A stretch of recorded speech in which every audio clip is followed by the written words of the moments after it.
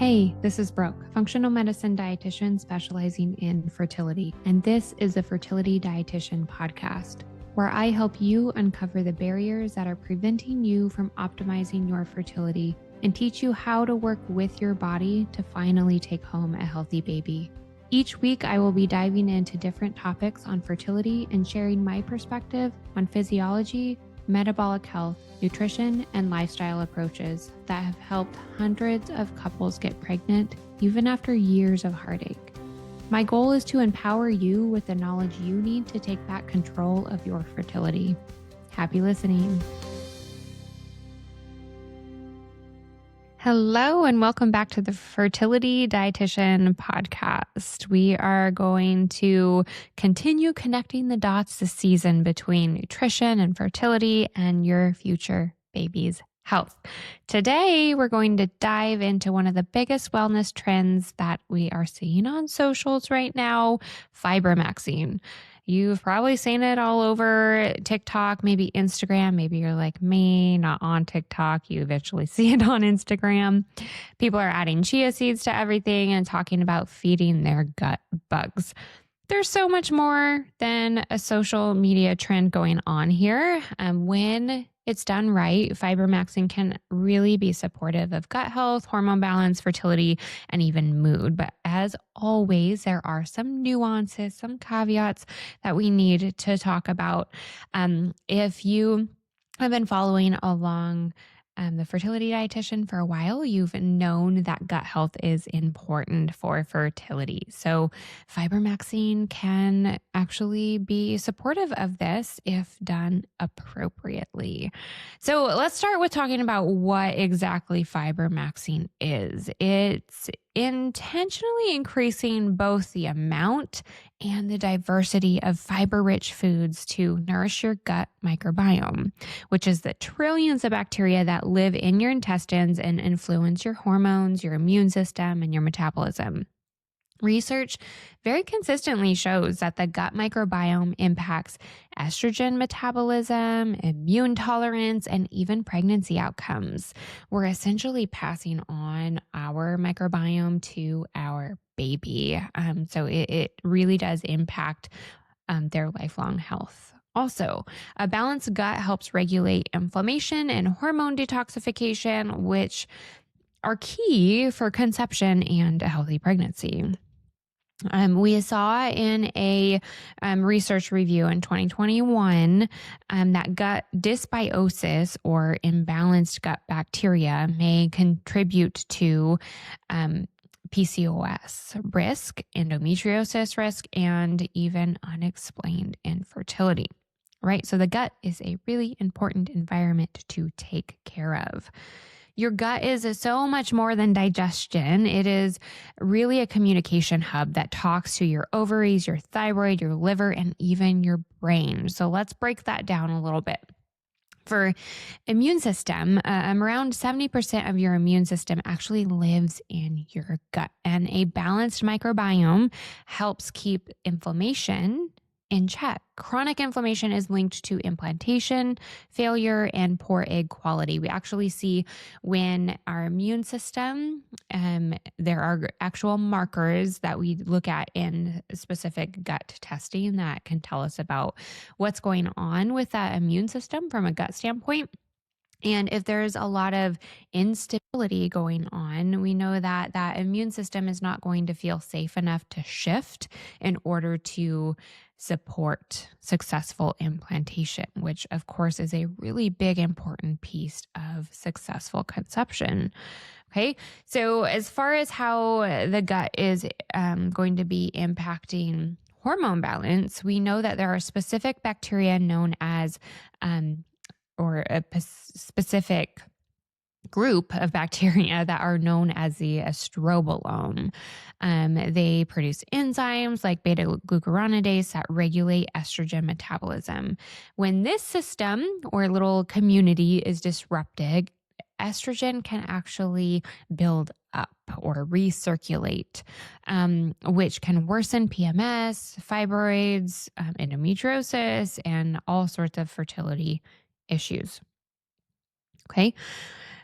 Another area that the gut supports is mood and stress. Your gut produces 90% of your body's serotonin, which is like a happy hormone.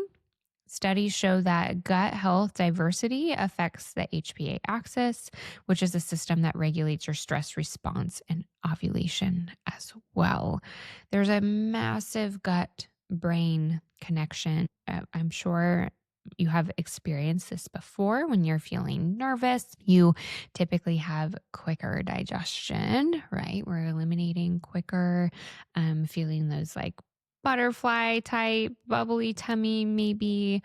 But that is basically your body showing you how your mood and your stress is connected to your overall digestion. We also know that if we're slowing down and chewing well and making sure we're in a rested nervous system state, that our digestion is going to be improved. We're going to be getting more absorption out of the foods that we're eating prior to, having that quick elimination happen, right? Which is related to fertility in so many ways. We need lots of nutrients to support the high amounts of energy that are required for every step of fertility. And also we know that the ovarian environment is very sensitive to stress as well. So when you're getting those tummy troubles from mood and stress, you're definitely having an impact on our reproductive environment too. So there's ways that we can support the gut to calm down that whole impact on the stress response as well. All right. So immune system is very closely connected to the gut. Our hormone balance is very much connected. Our mood and our stress is very much connected to what's going on in the gut. And our detox capacity is also going to be impacted by gut health. Our gut and our liver work together to eliminate excess hormones and toxins, and fiber helps bind and remove them via stool, literally taking hormonal waste out of the body. Okay. So let's now talk about the types of fiber and why the variety of fiber matters. Here's where people tend to get it wrong. Not all fiber is the same. There are actually 3 key types, and they all feed gut bacteria. Soluble fiber dissolves in water and forms a gel that slows digestion and supports blood sugar balance. It fuels bacteria that make short chain fatty acids like butyrate, which lowers inflammation and supports hormone health. This is found in things like oats and apples and beans and chia and flax seeds. Insoluble fiber adds bulk and supports regularity. This is critical for clearing estrogen and toxins through the stool. This type of fiber is found in leafy greens and broccoli and whole grains. And then we have our resistant starch. So this type of fiber resists digestion and reaches the colon intact, where it's fermented into short chain fatty acids that strengthen the gut lining and improve insulin sensitivity. Think about green bananas, cooked and then cooled potatoes or rice, and lentils to increase resistant starch fibers. And then there are polyphenols, which are colorful plant compounds found in things like berries and herbs and olive oils and dark chocolate, cacao.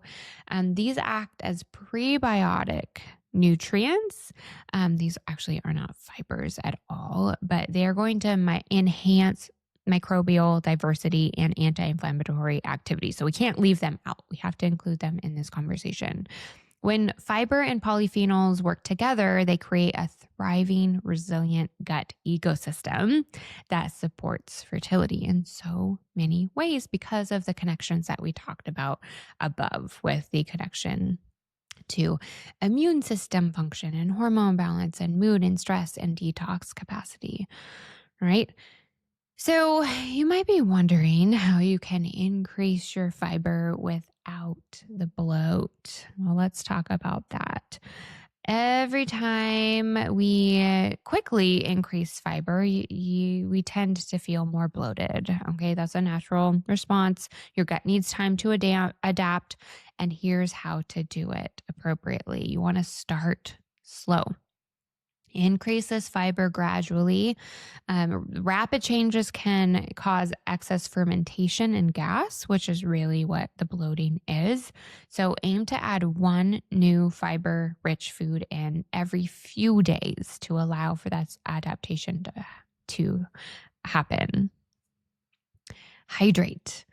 Fiber needs water to move through the gut. Aim for at least half of your body weight in ounces every day and think about mineral rich fluids. Okay. So this can be things like herbal teas or putting a pinch of high quality salt in your water, maybe sipping on coconut water, bone broth. You can absolutely use plain water too, but mixing in mineral rich options can be so supportive for not only hydration. We need minerals to support actual hydration, but also elements of gut health and so many elements of supporting fertility as well. All right. So we're going slow, we're hydrating, and we also want to make sure that we're adding diversity, not just quantity. So we see in the research that people who eat 30 or more different plants per week have significantly more diverse microbiomes than those who eat fewer than 10. All right. So the diversity is going to help that really varied, robust microbiome thrive and support all of the elements of fertility that we want it to support. Use functional fibers very strategically. So things like partially hydrolyzed guar gum, which is very different than what we find in our highly processed food, but partially hydrolyzed guar gum and acacia fiber are shown to improve gut bacteria balance and stool without worsening IBS symptoms or gas. So if you do have a history of IBS, really consider these. Also going very slow with them is going to be helpful too. And we don't want to primarily get all of our fiber from these. We still want to work on the foods as well, but these can be supportive in the right cases or situations. And then lastly, but not least, think about how you're eating to support digestion. Chew your food thoroughly. Eat slowly. Okay, even starting your meal with taking some deep breaths. We don't want to go rushed into eating. We really want to be in that rest and digest nervous system state. If we're in flight or flight, our body is not ready to support digestion. You're more likely to bloat, really, no matter what you're eating. Slow down, breathe, chew, and eat slowly. And then include fermented foods like kefir, sauerkrauts to introduce beneficial microbes that way as well, which are going to support fiber digestion too. All right. So continuing to talk more about the benefits of Fibermaxxing, how social media made fiber sexy. It's kind of silly to me. Adding those two X's really changes how we think about fiber.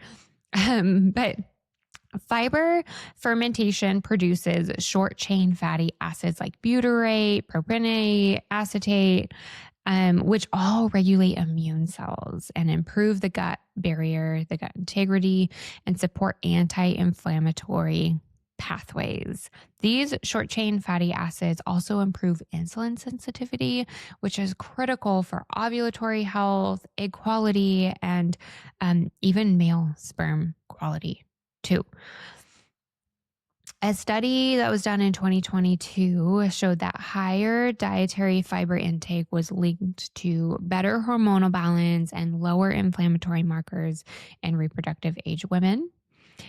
So when we talk about Fibermaxxing, we're really talking about a direct line to better blood sugar control, improved hormone balance for stronger, better ovulation and egg quality, and really a more favorable environment for conception overall. Okay. But if you're having a lot of symptoms, even though you're going slow and increasing that diversity, we can dig deeper. We can learn more about, what's going on underlying in your gut. Okay. I never recommend elimination of food on your own, foods or food groups, because that can lead to more nutrient deficiencies. When most of the time when we're having GI symptoms, it's the underlying environment that is contributing to them, not the food itself. So, in an effort to remain on the track of supporting nourishment and safety in the body for overall fertility, testing can be so, so helpful. All right. So to wrap it up, fibermaxing isn't about chasing a social trend. It's about nourishing your microbiome so your hormones, your mood, and your fertility can really thrive. Start slow, stay consistent, and work up to 30 to 40 different plants each week. And your gut and your future baby will certainly thank you. As far as the amount of fiber, if you can work up to 30 grams, or even a little more than that, listen to your body along the way, to find your amount of fiber that's going to work best for you. So if you were inspired by this episode, please share it with others. If you're looking for more support, maybe some deeper dive root cause investigation to see what barriers are getting in the way of conception for you, reach out. I would love to see if we're a good fit to work together. Thank you for listening to this episode of the Fertility Dietitian podcast. If you enjoyed it, please leave a review to let me know what topics you want more of or less of. If you want to keep learning, subscribe at Apple Podcasts, Spotify, or wherever you listen to podcasts. Check out my website for more info on my private coaching program, Master Your Fertility, or my membership community, Fertility Blueprint. And don't forget my digital store. Come say hi on YouTube and Instagram. See you in the next episode.